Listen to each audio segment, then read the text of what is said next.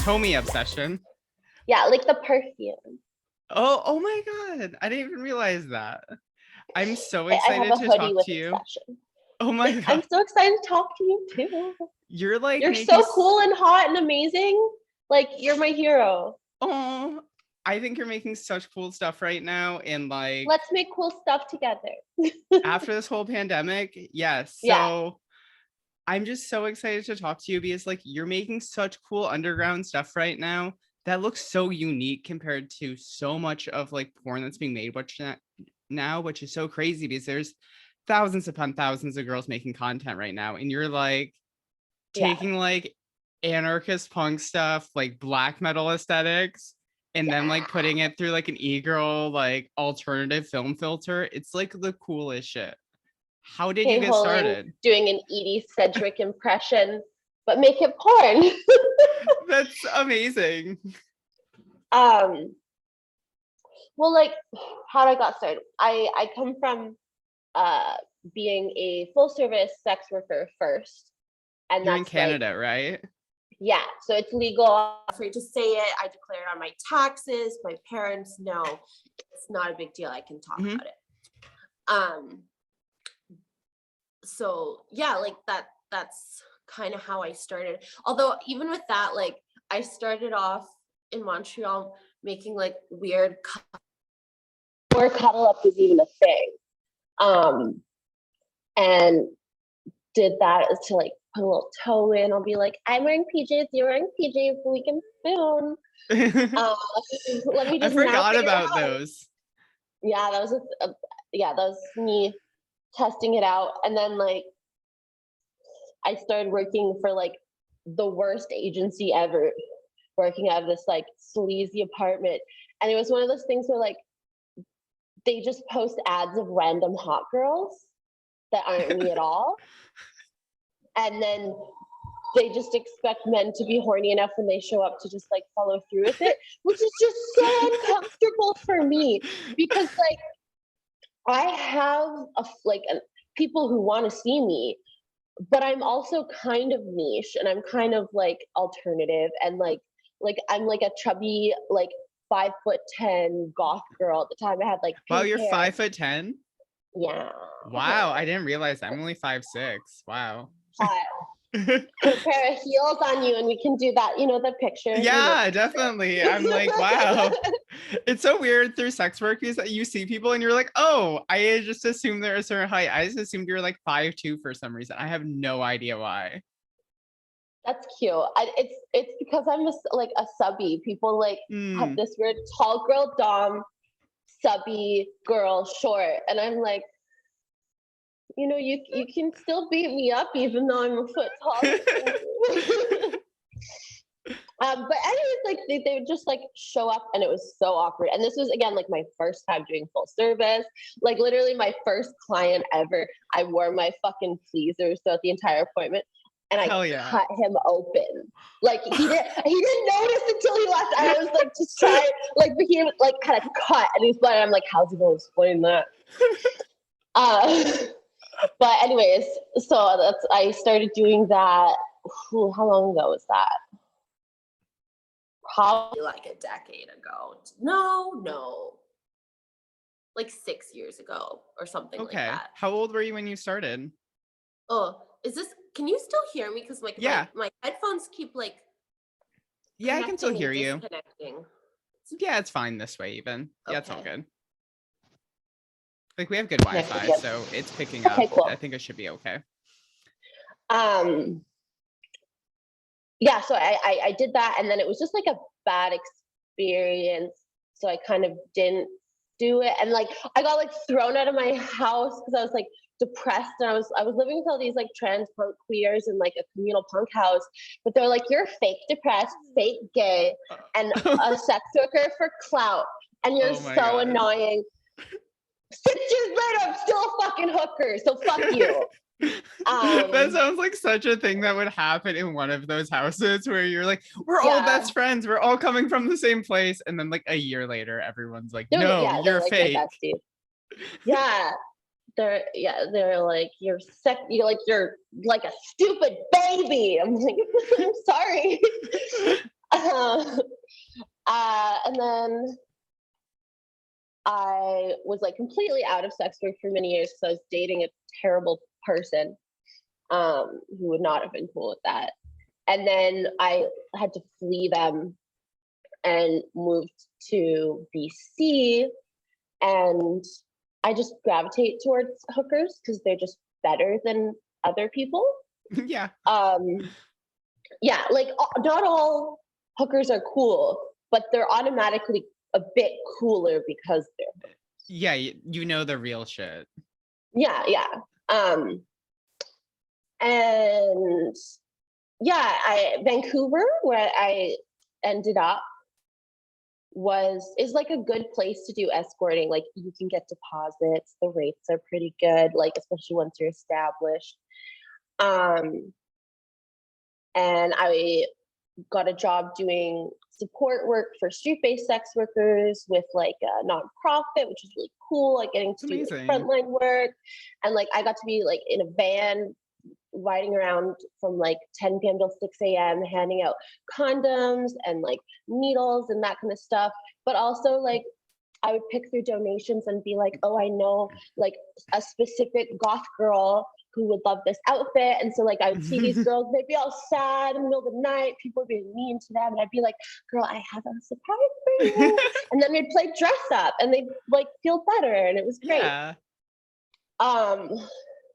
So are you French Canadian? Are you from Montreal originally?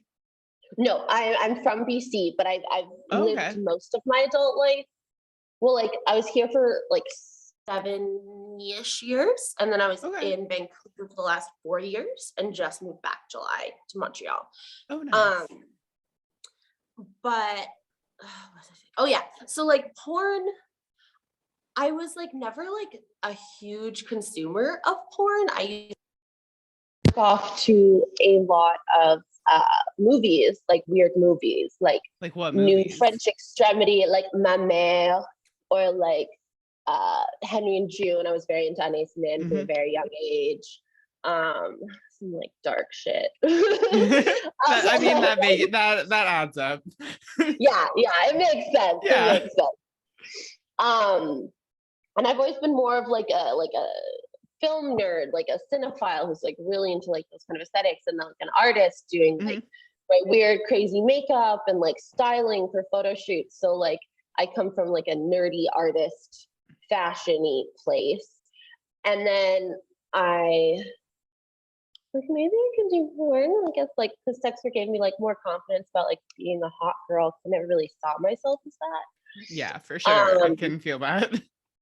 Yeah. So I started off just doing really like basic shit on like Snapchat, just like grainy phone, like one take, no editing, like blah blah blah. Because that's what I thought like people wanted, and they still do, honestly. But when like the pandemic hit, I was like less comfortable like seeing people in person, and I also was so isolated because I was working with extremely at-risk communities, and I didn't want to risk like passing on COVID to like an Indigenous elder who survived Picton. So like I kind of got trapped in my own little crazy brain alone, and then I just started getting really weird, and like my personality started leaking into my porn. And at first I was kind of like nervous about it. Like I didn't think anyone would be into it. They'd just be like, show hole. But yeah, people were into it. So like I was like into rabies and like weird rabies porn. It's so cool. It's like I mean, like, even though you're doing it like very like DIY and you're like, I'm doing it the first take and everything, it's just your whole aesthetic. Oh, it's all right. Oh, thank you. Yeah, like your whole aesthetic though carries that through. You can even just post whole and like everyone knows who it is. I try. Like there's no one in porn who really has that. Like well, like I like there's so much creativity with porn, and like people have like these themes and they go all out and they put so much effort. And I also like appreciate like the pure porn aesthetic, like classic porn aesthetics is their own like thing that's really cool. But I have a hard time fitting into that box. So I just kind of like make myself into it by like dressing in a way that's fun for me or adding some weird theme and like also just like not like I've literally never shot with another like porn industry person. I like used to sometimes do I would let like tricks in sessions film me for free if I could post it. Like usually I'd have to put out their faces or whatever. So that's where like any of my boy girl content is either from like hookups or like clients. And then OnlyFans was like, you can't do that. So now I have none on there because you can't get a trick to sign a fucking model release form. Yeah. Not Yeah, that's a hard one to do. Be like, oh yeah, we're just gonna use you. And they're like, no, my life is gonna be ruined. Blah, blah, blah, blah, blah. So I had to get creative because just like being in underwear and jerking off, it's just not like it. I'm not excited to make that. Like, not that I don't think it's good porn. It's just like to make it fun for myself, I have to like make it about like something fun for me. So like I did like moth girl porn where I'm like flirting with a light bulb. That was so cool. Like when I saw that, I'm just like, damn, this girl's on like some totally other stuff. Like you don't like the only company like I can really compare with the stuff you're doing to is Four Chambered? Yes. Like I feel like I definitely follow them on Twitter and like I can see an image of them, but like what kind of stuff do they make? I can't remember. So they do this like really weird, like arty version of porn. So like I did a scene with them that just looks like a Nine Inch Nails music video essentially, but it's porn. Yeah. And like all their stuff is like very specifically themed. They have like one that's all about like botany and stuff. And that's like very cool. Like I feel like you have like very high concepts, even if you're just doing a DIY on your own and not even being connected to the rest of the porn scene. That's kind of why I wanted to talk to you because like I feel like you're doing something so creative, almost separate from the industry. Thank you. Yeah, I definitely feel like I'm just like a weird kid doing my weird thing in the corner, but like I've been really struggling with my mental health the last couple months and have been super unproductive. So I'm like down to like fucking like 66 followers on like or subscribers on OnlyFans and like making fucking no money. But I still have people who are like loyal and they're like, I appreciate what you do and like whatever. But yeah, I don't know. I definitely don't feel like I'm part of the club. But that being said, like I've built some nice relationships with like performers like on Twitter and like whatever.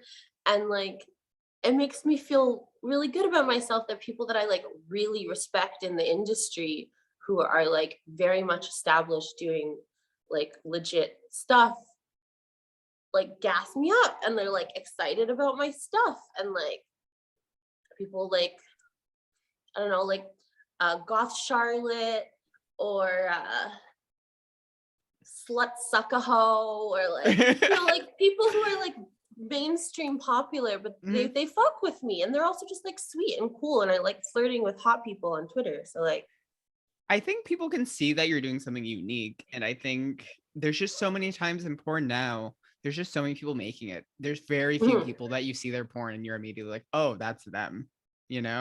Like it's a really special thing that you're doing. Was there like any other like porn performers that you saw before you that influenced you to want to make this sort of stuff? Goth Charlotte for sure. I actually like know her from like early like weird Facebook. If anyone knows what weird Facebook is, like, I hope you're in therapy now. We were like friends on this like weird Facebook subculture thing, and like back when you could have like nudes groups on Facebook, and I just like definitely yeah, like before she even started porn, I was just like in love with her. She would like post pictures of her with her tarantulas and doing taxidermy, and then have like cute selfies of her like fisting her own ass. And I'm just like, you're so cool.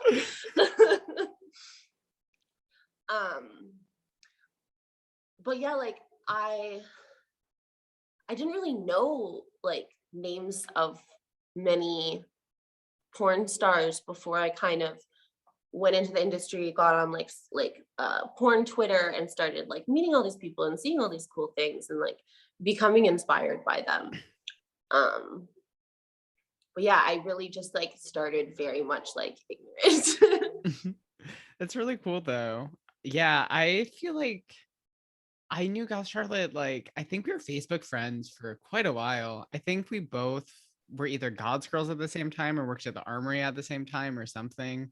Knew there was some sort of crossover. All I remember is we're both like, fuck yeah, Sasha Gray. And I'm just like, okay, Yeah. this girl's cool. Okay, that's... yeah, no, I love Sasha Gray and like Stoya. Like, yeah, fuck that man, but like Stoya. Yeah, 100%. Like the ones that kind of had more like crossover yeah thing, like I liked them. Like I like hot girls. Like yeah, I mean, I think both of them are still just like doing such interesting stuff. Like Story is like occasionally writing books and hosts like a book club in Brooklyn. And then Sasha Gray, have you followed her post porn? She was in like a movie, and she's like does Twitch and like does the most wholesome Twitch videos now. It is on that all the time. It's really adorable. Yeah, she's definitely like a rock star. Yeah, I'm like such a super fan still that I'm just like have multiple Sasha Gray t-shirts, all the things. Yeah. Another one that I like before I was like more in the community of like Natalie Mars. Okay. I love her. Like I don't know her at all, but like she was one that I'm like, you're so pretty and cool and you're doing kinky stuff, and I want to do kinky stuff like that. I have some drama with her, but I'm not gonna get into that right now because I don't want to do that on the podcast. That's fine. I literally like know nothing about her as a person, just as like you're hot. Just some different political beliefs. That's mostly it. I don't really know much about her as a person, but some of her political beliefs, I was like, oh wow, I really take some issues with that. But I think that's porn, and it's a really large industry. Don't go. Yeah. Yeah. And like there's so many different kinds of people in sex work. Mm-hmm. Although it's always really disturbing when you see the like mega porn girls. I'm like, the cognitive dissonance you must feel. Like, I don't get it. Like what mega porn girls? Like mega, like Make America Great Again. Oh yeah. Yeah, that's a thing. Like Republican porn stars is just weird. I really think it's just a hustle. I really think it is for most of them. I think they're mostly just being like, oh yeah, this is my audience now. I don't know. I think most of people are grifter. It's so easy to be a right-wing grifter. Like, why doesn't the left support our grifters? I mean, I guess we kind of do. I don't know who the equivalent is on the left of that. It's just really like Republicans will just be like, there's a black person who's saying the racist things I like. Shit, let's put her on Fox News. Yeah, we need to give her a TV deal. Get her on here. Exactly. So all your scenes are like fairly high concept, I feel like. How do you usually come up with them, or does it just kind of happen organically? I feel like it happens organically. Like there's often like a starting point. Like I'll have like an outfit or something to like start off with, and then I'll be like, okay, well, like how do I go from here? Or like with the rabies thing, I'm just like weirdly into that, but like it started off as a joke, but then like, you know, when you joke about for something too long and it becomes kind of serious, so I'm like, obviously I'm not really trying to get rabies, but conceptually it's now hot. But also, like, I feel like your stuff almost has an element of black metal to it in a way, because it's so almost sensationalist in a way where I'm like, oh yeah, I'm interviewing this girl. Her like pussy's like covered in tattoos. She doesn't have a belly button. And people are like, what? How? And it's just like that you have that level of it. Even if it's just a whole shot. You'll never mistake me for anybody else. And that you like are like, oh yeah, I don't really want to get rabies, but like I like the aesthetic. Like that's so. I just feel like that totally fits into like the realm of black metal where I've also done like porn and corpse paint. I'm really good at corpse paint. I like to like. My favorite black metal font is the Dark Throne. Oh yeah, I saw you wearing a Dark Throne shirt. I'm like, oh damn, she knows. That You know the Spoils of shit. War, stole it from an ex. But I love the black metal font, and like I used to do a lot of drawing, a lot of like visual art stuff, and so like I'll write my name like Tomie across my face in like black metal font, and I think that's really fun.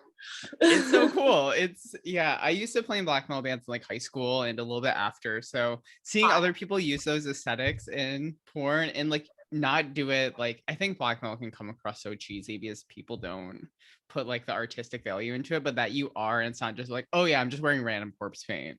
Like you actually understand where it's coming from and like how to make it a thing. Like that's so badass. Like I definitely am more metal than I am educated about metal music. Like I have my favorite bands, like I love like Wolves in the Throne Room or like whatever, but like have you ever been to their restaurant? A restaurant? They have a diner in Olympia, Washington, or they did, because that's where they're from. Wow. Yeah. Yeah, it's a train ride. That's not from too far BC. from me, but I forget where I live. I'm not in Vancouver anymore. A really pretty train ride. I don't know if you ever took that train down to Seattle from BC before. No, I'm afraid to do that because I was bought a ticket on the train from Montreal to New York for New York Fashion Week, and they like dragged me, well not drag, like I wasn't resisting, but they took me off of the train, did like a cavity search, took me to a holding cell, like the whole shebang, made me pay for my own fucking Greyhound ticket back, which I was like, I don't have any money, like fuck off.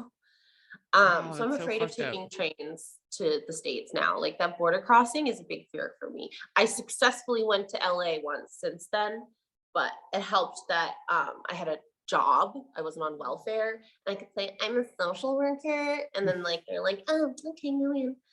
And we're not the only person in the store on this podcast who had like customs issues, so I feel like that's just kind of a normal thing for sex workers. I guess so. And I avoided bringing like the pleasers or anything that was super obviously sex worky, even though like I wasn't going there to do sex work. I was going there to party, but like they went through my underwear and they're like, your clothes are promiscuous. I'm like, clothes can't be promiscuous. Clothes don't have sex.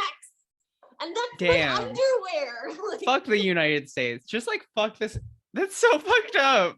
Like the only example I had of that is I was going through like airport security in Paris, and I had a butt plug and they didn't speak English, so I had to like with my hands explain what a butt plug is.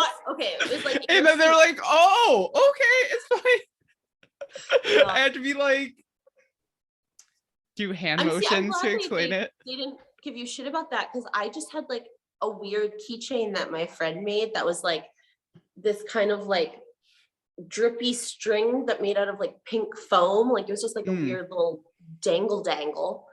But they like were looking at it for a really long time, and they're like, is this a sex toy? I'm like, how could it be? Like, I mean, everything kind of could be, I guess. But it was like a pool noodle the size of a chopstick.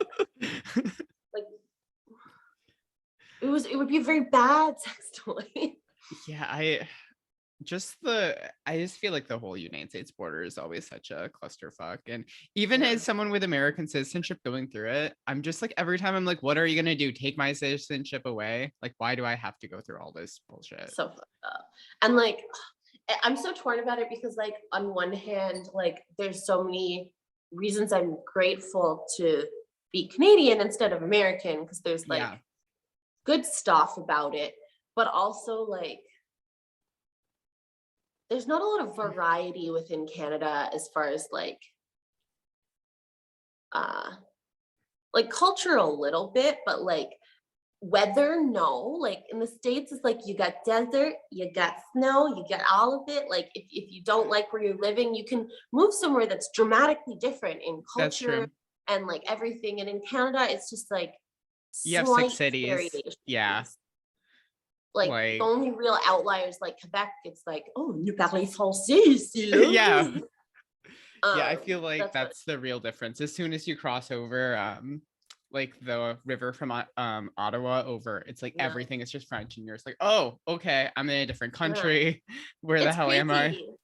It's yeah, especially I lived in Ottawa briefly, and it's like Okay. Gatineau's right there too. Yeah. Yeah, that's where Um, I've been before.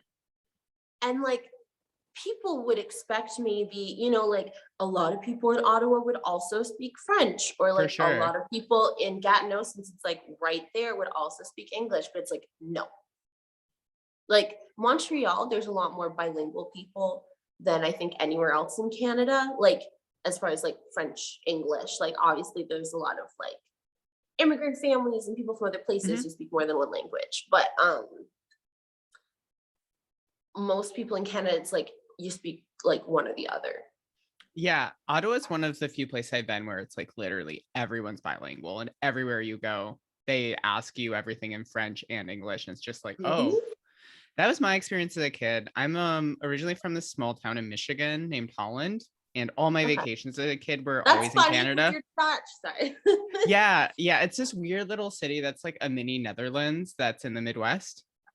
Yeah, it's like super Interesting. strange. Yeah, it's like 2 hours north of Chicago. We have windmills. We have everyone's Dutch there. We have all this shit. It's so bizarre. I would Um, not think that. I would think maybe like Minnesota. I feel like if I was to guess a Dutchy American place, I would guess that, but I don't even know what that's based I on. mean, it sounds about right. But Right? yeah, Like, so all my vacations as a kid were all through like Ontario and Quebec and stuff. So that's kind of all my most of my experiences in Canada. I've been to BC a few times, but that's yeah, about BC. it. Well, it's terrible, but beautiful. I feel like Um, Toronto is just the Canadian New York, where it's like, oh, okay, I get what it's going for. kind of, but it's like only like Manhattan. Yeah, and it's cleaner. There's no Brooklyn or like, I don't know. There's a lot of like cool places that are very different in New York. I've never been to New York, but just like from my culture knowledge. My family's actually from there. Like my dad was born there. Oh, My really? grandpa's side, they're like New York Jews who used to like party at Studio 54 and like do a lot of acid and like hated the Beatles because they were born heroin addicts who beat their wives. That's an exact quote from my grandpa from Wow. Disneyland when I was 12. That type. Okay. Yeah. But You're he not wrong, but yeah. yeah, I'm like, okay, thanks, Grandpa. Uh, but they moved to LA in like the 60s because they're like hippies. And then Mhm. he was like a writer for Dynasty. And like later I found out Oh, also a wow. porn producer. Um, Wait, so you have porn in your family? Okay, yeah, you're not the first one of that either on this show. no. It Yeah, was really it's weird how cute. One that time happens. yeah, my family's really cool. They're all like my grandma's fully a witch, and like they're all very like I'm not the black sheep of the family. We're all Hmm. like mentally ill punks. Like, um, but like there was a nice little moment where I feel like it was like my grandma's subtle way of like approving of my work without having to have an awkward convo. She was telling me about how she was in a like a softcore porn about like lesbian bank robbers, and we like found like the poster for it. Like it Oh was cute. my God. That's so funny. Yeah, I like my family. Yeah, I We're feel like all really bad at talking to each other ever, but that's like that's a real thing I really love about this whole show I've been doing is you hear so many people like most sex workers have a pretty good relationship with their family. Like my family's really come around in the last year or so yeah. because they're like, oh, we see what you're doing. It's not just like being a random slut everywhere. Yeah, I feel like that's a more of a stereotype than a truth. Hmm. And Yeah, like for sure. my family definitely like would rather me not do in-person work just because there's a lot more risk involved and like they worry about me, but it's not from a place of like disapproval, just of like Mm. a like men are bad. Yeah, that's so real and actually true. Yeah.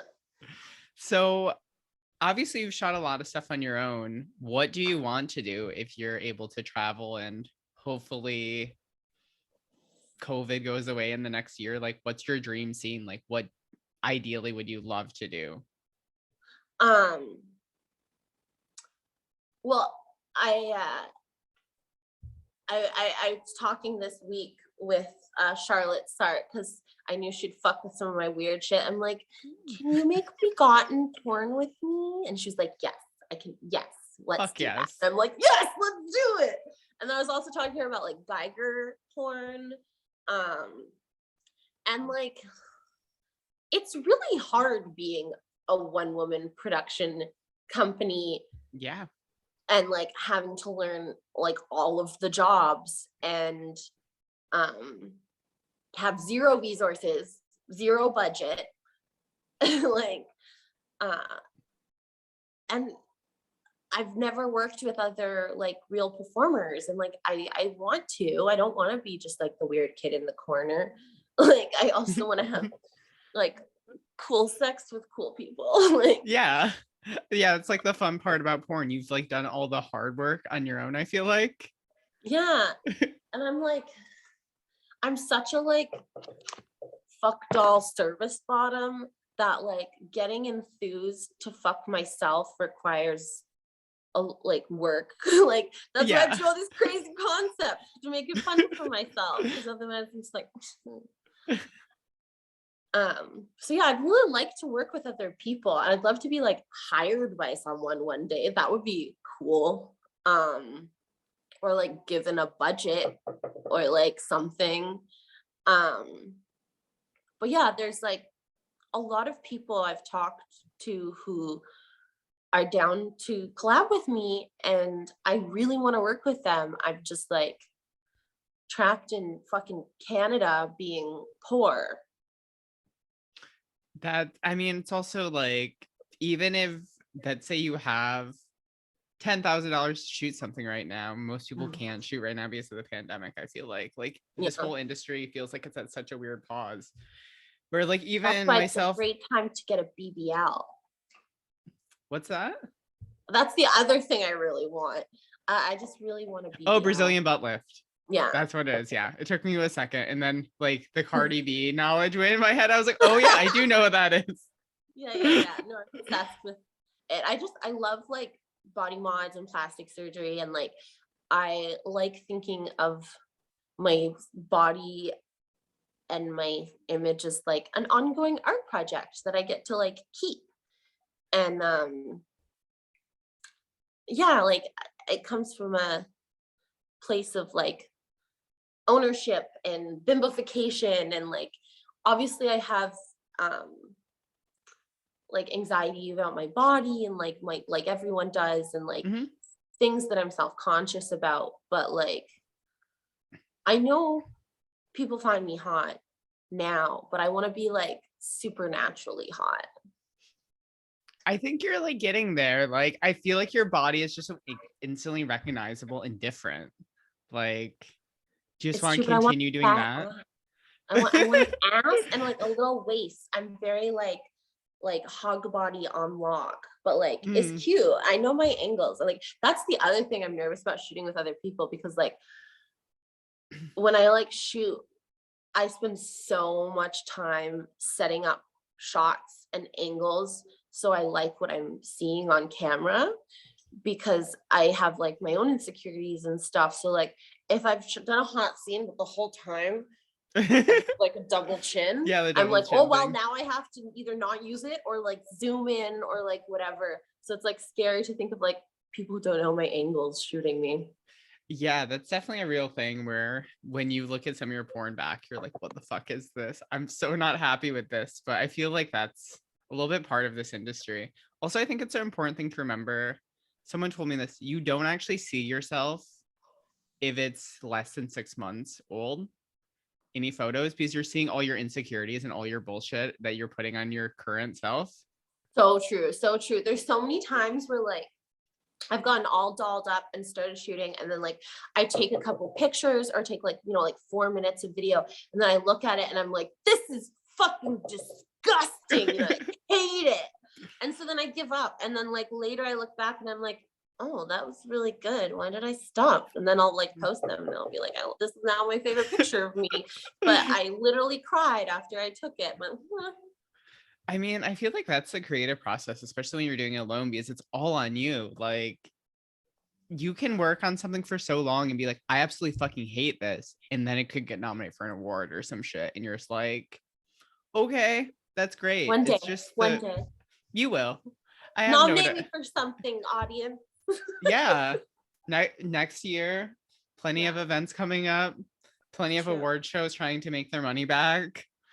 I've been to the alt porn awards. That's the only time I actually met Charlotte and some other people like Lydia Black as also a babe, and like, oh nice.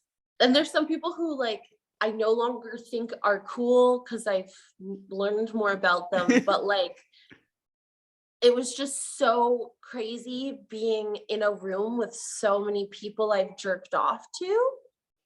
That was it's a big deal. Experience. Yeah, when you first go to your first industry event, you're like, oh my God, this is this person. I was wearing a giant black hoodie and just like the first time I met Soya, she was like, oh hi Chelsea, and I like had to walk out of the room. I'm like, you shouldn't know who I am. I'm still like that. Every time I get a message from her, I'm still 100% fangirl. I'm just like, she typed this with her fingers. Yeah.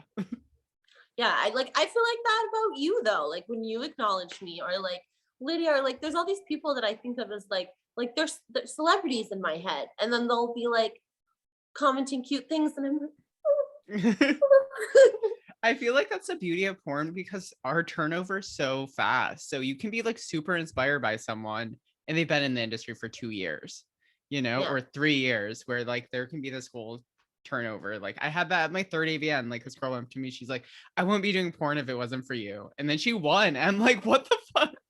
That's amazing. Like, okay, mainstream porn girl who I just met. Okay. Yeah, that's wicked. No, I'm like, just there's so many like sweet, cool weirdos in porn, and like I've only been able to like build relationships online, and going IRL would be cool. But yeah, like I only really start getting serious about making content like kind of right before the pandemic. So I'm still very new to all these things. So I try not to be hard on myself. Everyone kind of is though. Like when you started though, I've talked to a few other performers who entire career has just been during the pandemic, which like it's just so strange now that there hasn't been really many industry events. I think there's been 2 industry events in the last like 2 years basically. That's good, honestly. Yeah, I think it's like way better than the it's sad, but it's like we don't want the cock girls to die. Yeah, I mean it's just really scary to think about. Yeah. The actual things watch that a lot happen. of like weird anti-MLM content on YouTube, just like as like a like whatever. And there's this big scandal / tragedy this year because they had the paparazzi, which is the $5 jewelry convention, and 23 people died because they had an in-person convention and they like wouldn't do refunds of tickets, and like if you were nominated for an award you couldn't get it unless you were there in person. And like they had a mask policy, but like there's pictures of the event and like no one was wearing masks. Like 23 people died. So holy like shit. I'm like, yeah, no porn events is okay. And like even before the pandemic, even from an outside, everyone would talk about the AVN flu, and like that was 100% a thing. So like even at the best of times everyone gets sick. So yeah, I've gotten that a few years. It sucks. It's so weird because like there were so many people who got mystery illnesses during that AVN week. Someone in my BDSM collective did. It was their first AVN and they had to go home after 2 days. because they were so Oh. sick. And it's just like truly not knowing what was going to happen. I'm really happy I didn't really work with anyone. I think I just shot with my partner the last AVN year. Honestly, I would get the flu to go to the AVN or like an award thingy and have a hot orgy, but like not like after and like not COVID, but like I get like a cold. Yeah, a cold's fine. Yeah. Yeah, I've like licked dirty boots before. I'm like, I'm gonna get sick from this, but it's worth the shot. It's okay. Yeah, Like, I feel like I've had those moments. definitely. You got to do your own little uh benefit risk analysis for yourself. Definitely. Yeah, I think just that there's been no industry events. I feel like it's just so decentralized everything where now anyone can be making really cool stuff kind of anywhere. And it's not this thing where it's like, oh yeah, everyone meets every year in Vegas. And then you meet Yeah. the new girls who are in the industry and the people who left the industry are gone.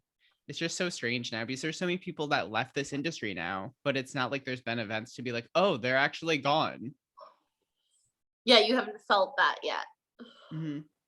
Hopefully some of the shitty ones go away. Like, was the Inked Angels guy who's like a bootlicker? Fuck him. Oh yeah, I forgot about that. Who was I got in a like fight with him on Twitter and he blocked me. I feel like there's a lot of that that's kind of exposed itself in the last year during the pandemic. People just terrible takes and you're Yeah. just like, what the hell are you doing? I feel like there was like quite like a reckoning within the industry over the last couple of years as far as like, because a lot of these like more mainstream porn people were able to like have their own platforms and make content on their own, so they were able to like speak out about like their experiences with like Mhm. predatory men in the industry and stuff without like risking their livelihood. So that's really good.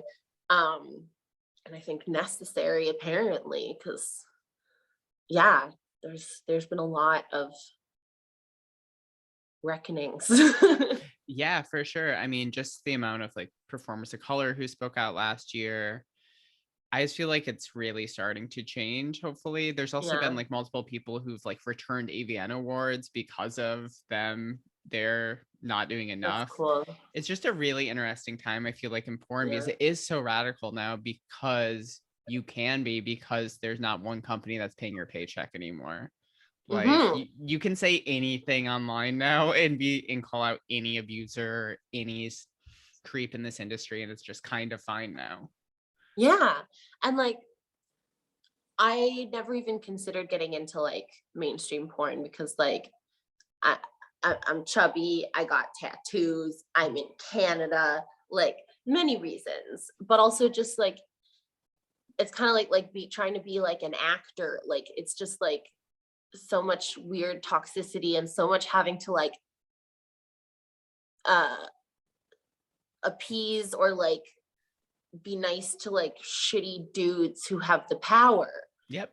But I feel like that's definitely changed, and so now I'm like I'm not gonna be like, I'm not gonna be on Blacked, not that I'd want to be, like that's like I'm still not going Yeah. over there, but like there's people who are like mainstream successful but are also creating their own content on their own platforms that do want to work with me and I do want to work with. So like I can see myself being a lot closer to like mainstream porn than I ever thought I would. Yeah, mainstream porn is so weird right now because like I guess it's just like what you consider mainstream because there's like if you're getting nominated for awards, you're going to all these events and blah blah blah blah blah. That's kind of mainstream, but at the same time, like LA mainstream porn's its own totally different thing, and like everyone doing Yeah. content trade and Vegas is its own different thing. It just feels like there's so many different parts of the industry that before this podcast, I don't think I really understood because like there's just Yeah. people making porn fucking everywhere. Like I've interviewed people who are like in Kentucky, in the middle of Australia, and like Perth, and like people are just all over the place, and everyone's making different stuff. And I think platforms like MiniVids and Clips for Sale and stuff now, you can be a quote unquote porn star from anywhere. Yeah, the decentralization of porn I think is a great thing. Same. Because I don't know, the people who were in charge of those decisions of what people thought we're hot, we're kind of stupid. Very. Like no tattoos, no trans women, like Yep.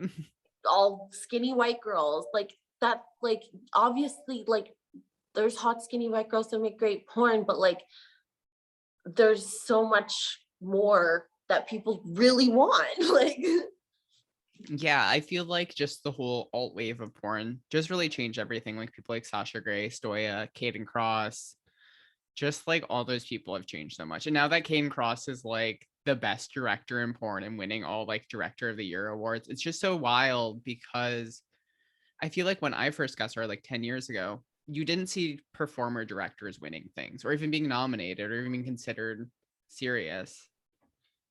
I feel like we can now I'm here kind of for do, it.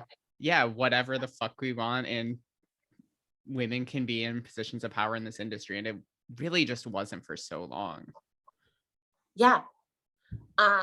Definitely. I think like there's so much more that's just like become not weird or like not even like a fringe underground thing, but just like a huge genre in porn with all these things.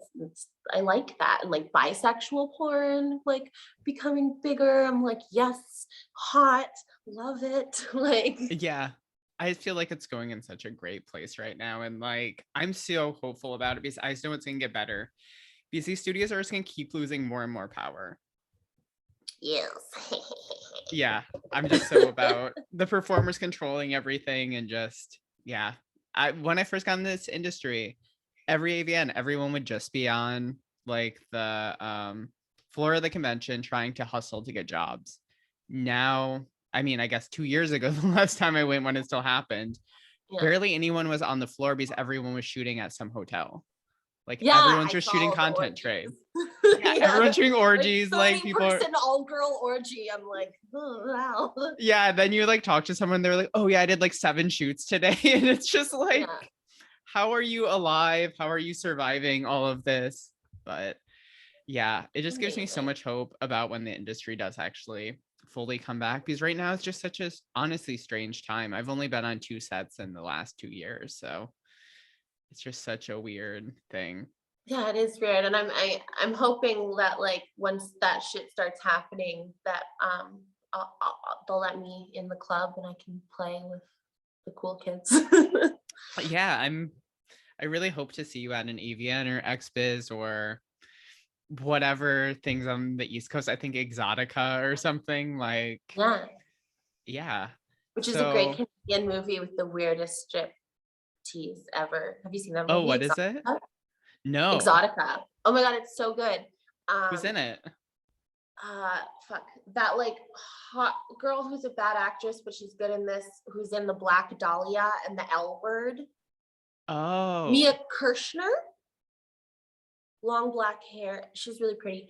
And it takes place in like this very weird strip club, where there's like little peepholes and like stuff, and it's run by an extremely pregnant Isabella Rossellini. And it has like the very iconic, very not accurate, but in a like a very David Lynch kind of way, striptease where the Mia Kirshner comes out and she does a striptease to what's his name? The Canadian old man, hallelujah. Oh, I was gonna say Stompin' Tom, but that's not it. No, Leonard Cohen. Yeah, But yeah, she's yeah. and but she's wearing a schoolgirl outfit, but like there's a huge difference between like stripper schoolgirl outfits and like what girls wear to school. And she's wearing like what girls wear to school, like a button down long sleeve That's way shirt with a better. tie and like a long skirt. And Mhm. it's a lot of like dramatic like head movements and stuff, and like not a lot of it's just so weird. I love it. Yeah, a Yeah. Canadian movie. Yeah, I feel like there's not that very many Canadian movies that I can point to and be like, oh yeah, that's Well, as a explicitly. Canadian, I know a lot of them because there's like a Canadian characteristic to like whenever there's a Canadian actor or movie pop up, you have to be like, did you know they're Canadian? You know Canadian? There's actually a lot of really good Canadian movies though. Like obviously Cronenberg is like king. But like Ginger Snaps is Canadian. You have Degrassi. That's very I've Canadian. never Splice, that was a good horror movie. Wait, you didn't grow up watching Degrassi? I was close No. enough to Canada that everyone did. Everyone I was was like, way "Oh yeah." too pretentious for that as a teenager. Oh really? Like, That I've and chilled out Skins. now. Like, yeah, I definitely watch Skins. Mhm. Yeah, like as a teenager, like, you know, like I was obsessed with like Anais Nin and like Edie Sedgwick, and like Yeah. I was really annoying. But now I'm more like, now I've matured and I'm like, I like things that I like and I don't have to like what's that word? Curate what I like to make myself feel cool, because I know I'm cool, so I can listen to Nelly Furtado and still know that I'm cool. Like, Is she also Canadian? yes. I'm like, I thought she was, but Good job. yeah. Oh, what's the award they win in Canada? It's like the Canadian Juno. music. Yeah, the Juno Award. That's what My it is. uncle I'm won a like, wait. Juno. Oh, really? Yeah, he's in a death metal band called not death metal, I don't know. He's in a metal band called Archspire. Okay. And it's not really my kind of metal, but like he's doing good. I'm proud of him. Honestly, for so long, I couldn't get into metal because like I grew up with my uncles being in death metal bands. And Oh. I thought of it as like the funny thing my uncles did. Like I'm like 6, they're like, no. And I'm like, haha, silly uncles. And so it took me a long time to be able to like see it as anything but that. I could see I'm that. into Yeah. it now, but and he taught fucking Jason Momoa how to do the like death growl, and he doesn't answer my Facebook messages to teach me. So Oliver Ray, lead singer of Archspire, my uncle, teach me how to do death growl, you fucking shithead. Yeah, I don't know that many Canadian metal bands. The only one I know is 3 Inches of Blood, I think, off the top of my head. I don't know any except my uncle's band. I liked it better when all my uncles were in a band together and they were called the Enchanted Fairies. I have a really good documentary that's slightly depressing about a Canadian metal band. Ooh. It's what is it called? Oh, it's called Anvil. The story of Anvil. It's about this Canadian metal band. They're from Ontario. Very stereotypical like Canadian dads, but they used to be this metal band that like toured all around the world but just never got famous. So like everyone's in it, like there's members of like Guns N' Roses being like, oh yeah, they're great. And like members of Black Sabbath be like, yeah, they were the real band and stuff. And now they tour in front of like 40 people. And they like went on tour with them in Europe. And it's just the craziest thing. A lot of it really kind of crosses over with being a touring sex worker, where it's just like ridiculous situations. Like they have a show, I think it was like maybe in like Portugal or something, and they didn't get paid, but there's like, oh yeah, you can have goulash, as much goulash as you want. But they all have like day jobs back in Ontario, so they just like fly back and like, that sounds very Canadian. Yeah, very wholesome. Yeah. They're all in like their 60s. I feel like it kind of sucks being like actually famous, but like I just want like a cult following that gives me enough money to sustain myself. Yeah, I think that's a realistic thing. I'm happy that people don't know who I am when I walk down the street usually. Like that's a good level. Like if I'm at a specific event, people will know who I am. Mm-hmm. Or if I'm at like a gay bar, the chances are like 50-50. Yeah. But it's like I like the people whose opinions I value and care about know who I am, but I don't need like random people to know who I am. Yeah, it's wild when you meet people who like really look up to you. Like when people cry when they meet you, that's a weird experience to go through and just be like, although yeah, it's weird. There's all these like memes and stuff about like being a bimbo micro celebrity, and it really do be like that sometimes, because like I am not even remotely famous in any way, shape, or form, but occasionally people treat me like I am, which is so weird. And like not even from porn, this is just like from being like an Instagram, Tumblr, internet persona person. Yeah, like I've had people just like stop me in the street and be like, oh my god, are you Gabber Slut? And I'm like, oh, hello. Or like, yeah, like you meet mutual friends and they're like, oh my God, yes, I followed you forever. And you're like, oh no. Yeah, it's a weird thing. I think you'll probably run into that in the future at industry events, especially that I'm assuming you're gonna keep making stuff because it feels like it's just kind of your vibe that you're gonna be making this Yeah. for a very long time, whether people care or not. Also, like, I I call myself this like half jokingly, but it's like kind of how I'd like to be, is like a transgressive filmmaker. I could see Um, that. because like even before I was in the like sex work at all, like I've always been into transgressive cinema, or like watching things like Sallow, or like Mhm. um I found it really interesting to find films that had not simulated sex scenes in them, not just because I want to see penis, but just like sex is interesting and complicated, and it's really annoying in movies when it's like, and then they had sex and And then that's it's the plot after. development. And Yeah. then it's like, because like so much happens within having sex that can actually be interesting and like part of character development and plot and like whatever. That's why like it is simulated sex in this movie, but Ma Mère is really interesting because like really weird stuff happens during the sex scenes. It's not just now those characters are people who have sex. I think I just like when shows show it, even if it's simulated and not a real thing. I think a sex scene should even just be 2-3 minutes and just have the actual actors naked and like you just getting the feeling of that. Like I just feel like it's so Yeah. important in regular movies. I'm gonna out myself Not as a just total. pan to the bra on the floor. I'm gonna out myself as a total basic bitch right here. But the How show so? girls, like they show all their sex scenes. They do. And it's like, I understand I'm a basic bitch. I'm fine with that. And I outed myself as that right now. But like, at least in that, you get a real sex scene in it, even if it's 2 minutes. Yeah. Like, I just feel like there should be something. I just hate movies that are like, okay, there's a sex scene and we're just gonna cut away. Like it just Yeah. doesn't feel realistic to the narrative and just kind of disrupts it because people get afraid of sex. Totally. Um, yeah, and I like, I don't know, like a movie I really like is called Plemia, or The Mhm. Tribe, and is it Russian or Serbian? I think it's Serbian.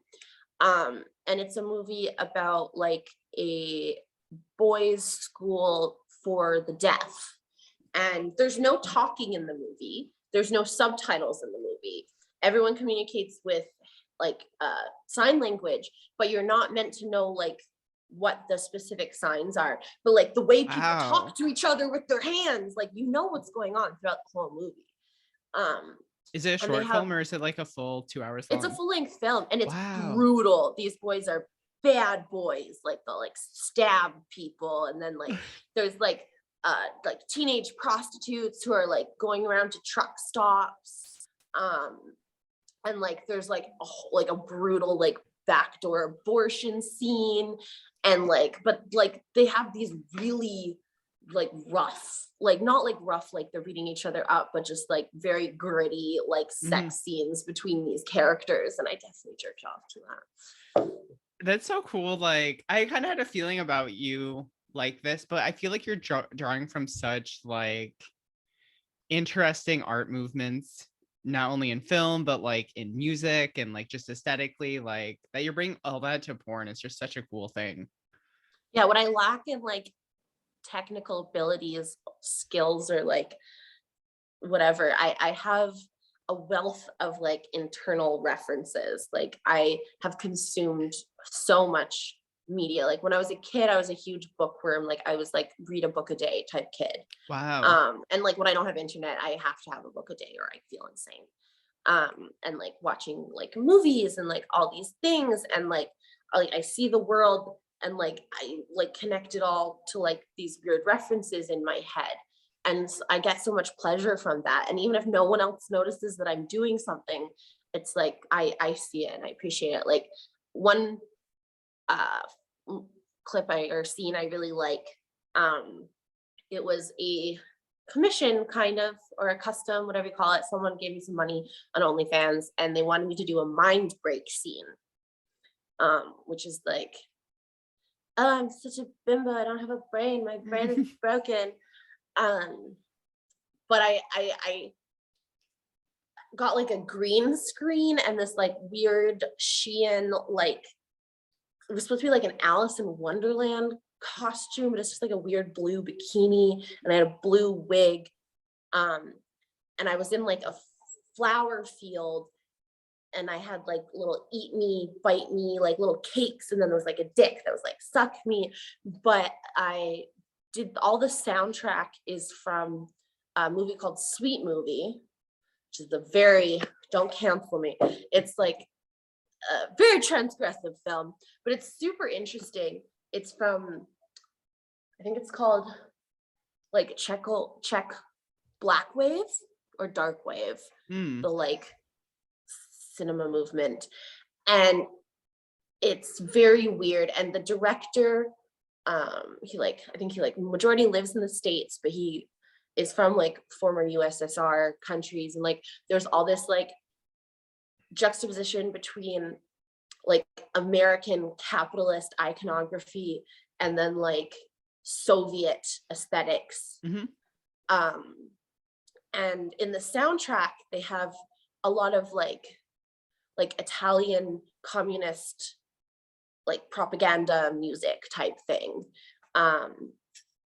And I used that in my porn. It's like weird Italian, and like when I looked it up at first, it said it was like Italian anarchist, and there's a huge like Italian anarchist like history. And then later I looked it up and they're like, it's Italian communist. I'm like, oh, that could be a little fashy, but like, yeah, a little bit. But it works. It's weird. It's so weird. And like, it's like a girl singing, and then it turns into like a not marching band, but like men choir army music.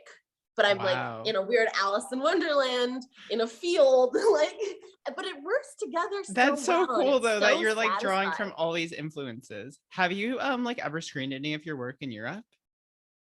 No, I've never. You should definitely submit to some festivals in Europe. Like, I feel like a lot of your references would really connect with just like what a lot of like the Berlin Porn Film Festival does. I would love to do that. You should send me some.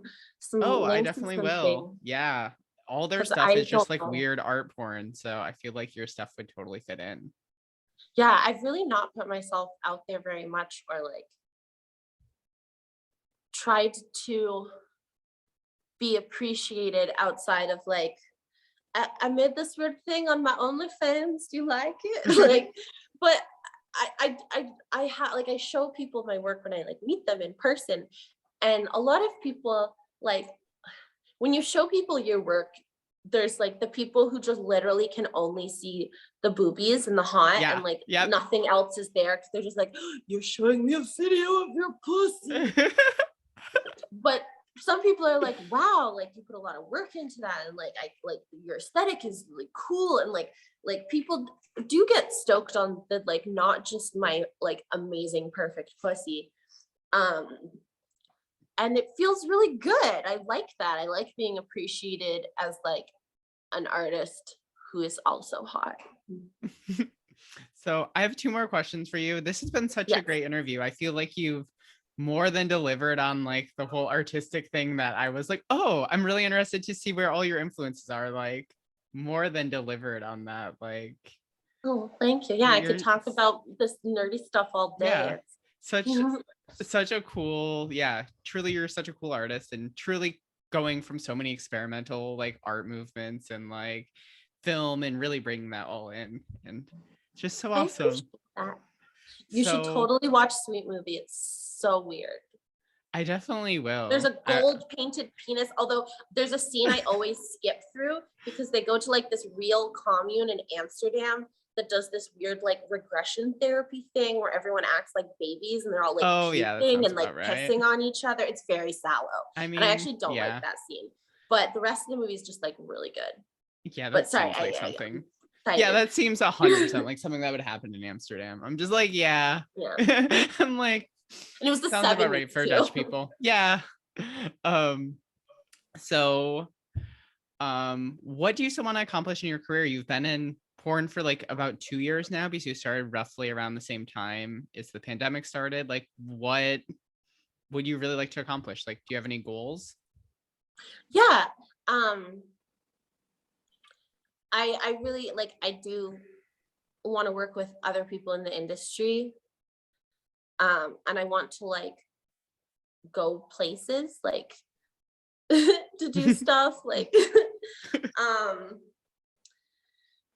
and I really want to like be making content consistently enough that I can make a living income from it. Mm, Because like there was like a hot minute when I was, but it was also when I was like collecting serb. And so it's like when you have your basic needs met, it's way easier to like be creative and an artist for and like sure. but and since I've just been so struggling, I've just been like depression napping my life away. Um but like I want to go to Mexico this year. I want to go to Las Vegas and hang out with Charlotte, and she can teach me how to shoot guns. She said she'd do that.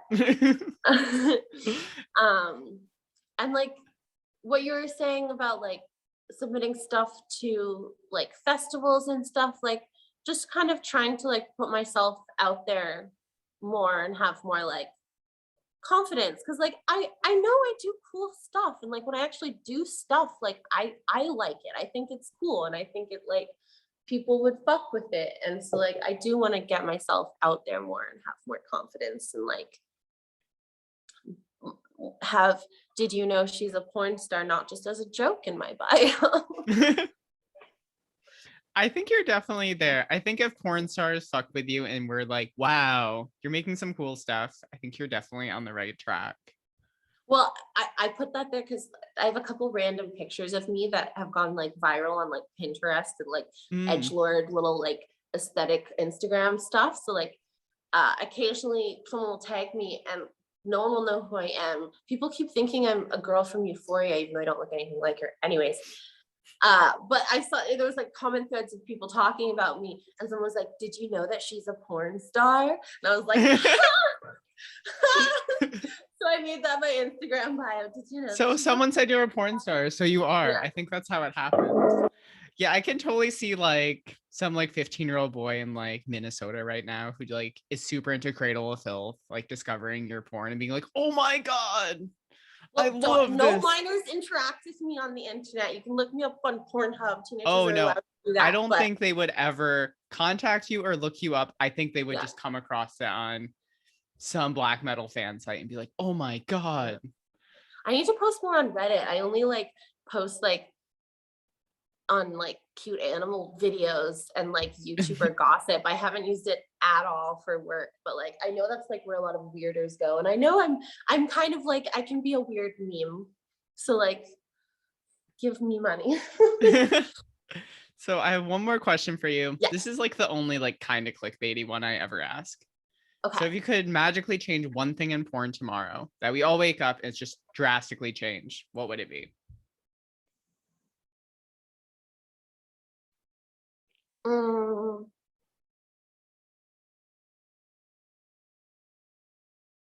I guess just like people like show their appreciation financially towards independent porn stars. Like Yeah, I feel like the concept of paying for your porn is fringe and that's stupid. for real. Yeah, I feel like the whole narrative of people being like, well, I have a porn addiction because porn's everywhere for free. It's like, no, you're just stealing it from us. Yeah, exactly.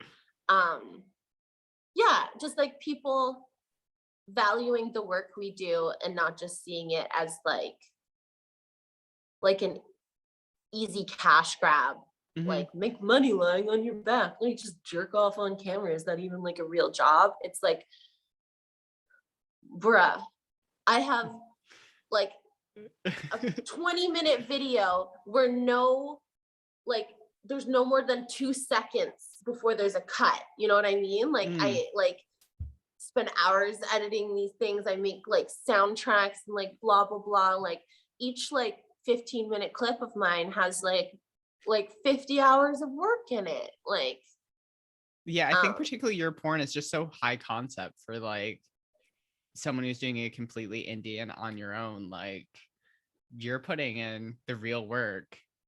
It's a good thing and a bad thing, because like if I could just like put out more work consistently, I know I would be doing better, and I could do that probably easier if I didn't intellectualize it so much, because like people like you appreciate it, and like I do have people who appreciate it,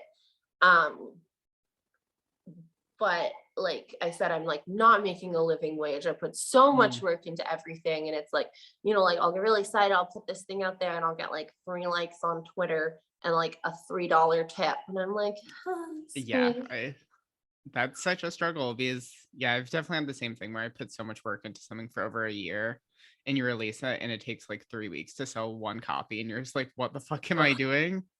Especially like being a hooker, you're so much of the satisfaction comes from that like payoff, you know. It's like like I did the work and now I have rent, whereas like porn is like nickel and diming. It's like so much more work for so much less money. So it's a struggle. I really like want to get my shit together, not be a depressed asshole, and like be able to make that like a thing. Because like I want to move to like fucking England, because I got like a little boy there who want me to stay in his house so I can do little trips around Europe and like have a little home base. But like there's I love that for you. much, that would be so I could see you thriving like that. There's just so much that I could do if I had like an income from my online content that was like enough for me to live off of, and then I can like travel and like do things. And like right now I feel so trapped. Yeah, I feel like that's probably a fairly normal feeling during all of this shit right now, because I feel like so many sex workers are in that position where it's just like, even if you do have a sustainable income, it's not like you can do anything.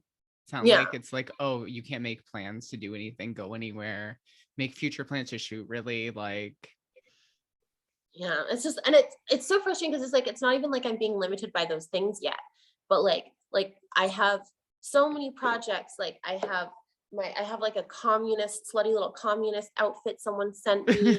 I have like a half made like fucking Dollarama tights that I'm sharpieing to make into like a Geiger bodysuit. Oh my god, and that's like, so cool though.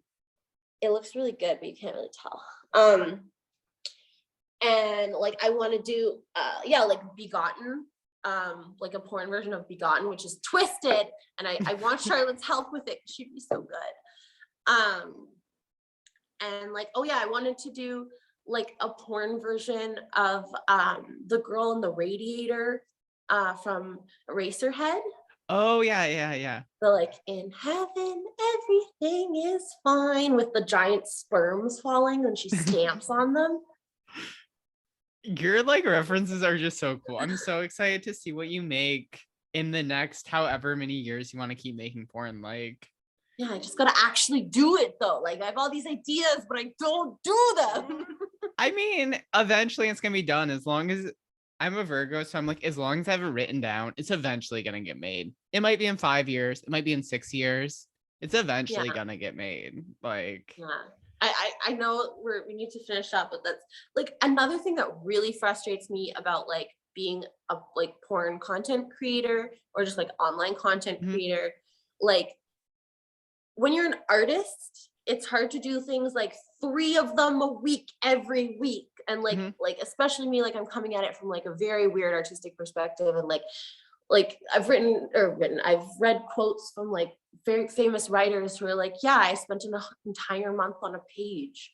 And it's like, oh, what I wouldn't give for the freedom to just like work at my own pace. And it's just not there. I need like a grant or something, like someone give me a budget. Like Yeah, that would be very nice. I feel the same. I can't imagine just like being like, oh yeah, I can just take a month off of work. I'm like always on the cam hustle, always doing that shit, you know? It never ends. Yeah. And then porn's the fun creative part where I'm like, oh, I can do all this weird stuff and make all these weird references. I'm so like the opposite of like rise and grind hustle mentality.